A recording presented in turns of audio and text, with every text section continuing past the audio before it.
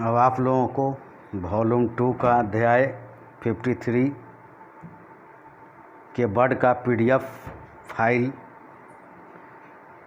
दिया जा रहा है, जो टेलीग्राम पर मिलेगा।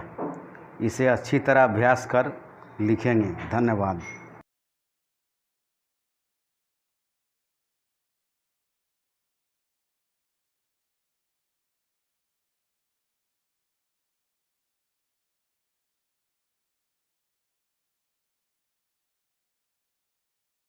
रेडी रहेंगे। स्टार्ट। महोदय, मैं मानता हूँ कि यदि हम चाहें कि किसी भी भाग को अपनी इच्छा के अनुकूल बना लें तो यह संभव नहीं हो सकता।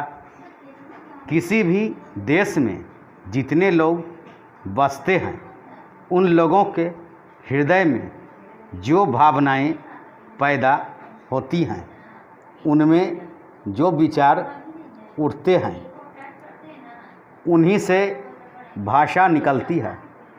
हिंदी कहिए या हिंदुस्तानी, दोनों ही हिंदुस्तान में पैदा हुई और आज भी चल रही हैं। इसलिए मैं सदा से यह बात कहता आया हूँ कि किसी विदेशी शब्द को अपनी भाषा में न घुसने देने का विचार बिल्कुल गलत है।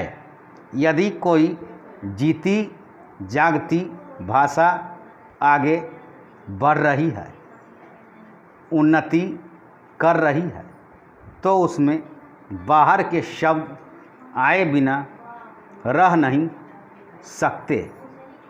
यदि आप अंग्रेजी भाषा के किसी भी शब्दकोश को खोलकर देखें तो उसके अंत में 20-25 पृष्ठ परिशिष्ट के जोड़े जाते हैं।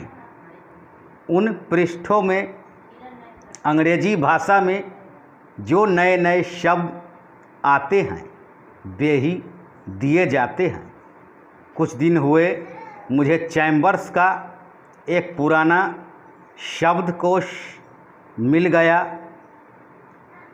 मैंने देखा कि आज का चैम्बर्स शब्दकोश पुराने शब्दकोश से दुगुना मोटा था। पिछले 60 वर्षों में जितने नए शब्द लिए गए, वे शब्द नए शब्द में थे, शब्दकोश में थे। विदेशी भाषा के जो शब्द प्रचलित हैं, यदि उन्हें निकाल देने का प्रयास किया गया तो भाषा का रूप ही दूसरा होगा। हिंदी वालों का यह प्रयास कि अरबी तथा अंग्रेजी भाषा के शब्द हिंदी में नहीं आने देने चाहिए, उतना ही हानिकारक है जितना उर्दू वालों का यह प्रयास कि उर्दू में केवल अरबी और उर्दू भाषा के ही शब्द रखे जाएं, संस्कृत के नहीं। उसके साथ साथ हमको यह भी मानना होगा कि हिंदुस्तान में जो बहुत सी भाषाएं हैं, वे अलग अलग प्रदेशों की अलग अलग भाषाएं हैं। जैसे उत्तर भारत में मराठी, गुजराती, हिंदी, बांग्ला, उड़िया तथा असमिया, और दक्षिण में तमिल, तेलुगु, मलयालम तथा कन्नड़। इन सब भाषाओं में संस्कृत के शब्द बहुत हैं। हिंदी को छोड़कर और किसी भी भाषा में उर्दू के शब्द नहीं मिलेंगे। देश में हिंदी को इस योग बनाना है कि लोग उसे सरलता से सीख सकें। इसलिए उसमें संस्कृत के शब्द लेने ही पड़ेंगे, उससे बचा नहीं जा सकता।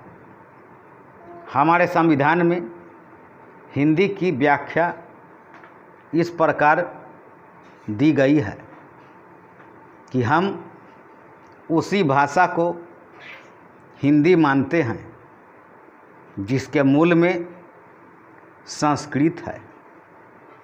यह कोई नई बात नहीं है, इसे सभी लोग मानते और समझते हैं।